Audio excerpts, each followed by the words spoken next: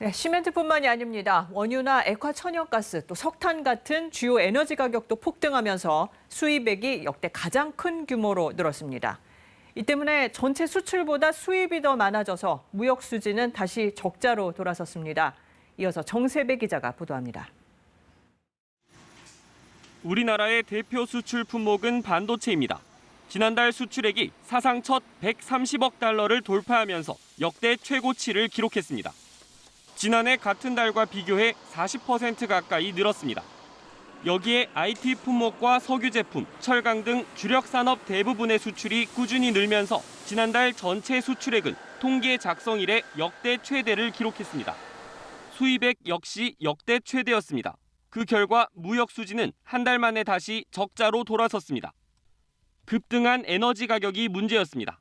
지난달 평균 원유값이 8년여 만에 배럴당 110달러대를 기록한 데다 가스와 석탄 가격도 1년 전과 비교할 때 최대 5배 넘게 폭등했습니다.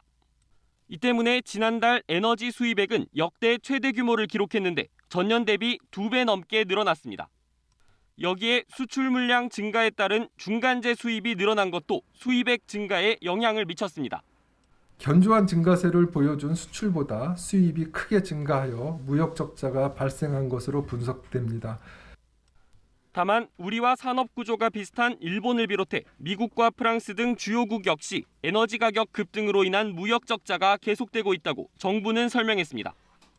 문제는 우크라이나 사태가 계속되고 최대 수출 시장인 중국의 코로나19 확산으로 앞으로의 전망도 낙관적이지 않다는 겁니다. 우리나라 총수입의 22% 정도를 차지하고 있습니다. 앞으로도 우크라이나 사태가 안정화되지 않는 한 높은 가격 수준이 유지될 것으로 전망됩니다. 정부는 일단 계절 요인으로 이달부터 에너지 수요가 줄어들 것으로 보인다며 관련 동향을 계속 점검하겠다고 밝혔습니다. KBS 뉴스 정세배입니다.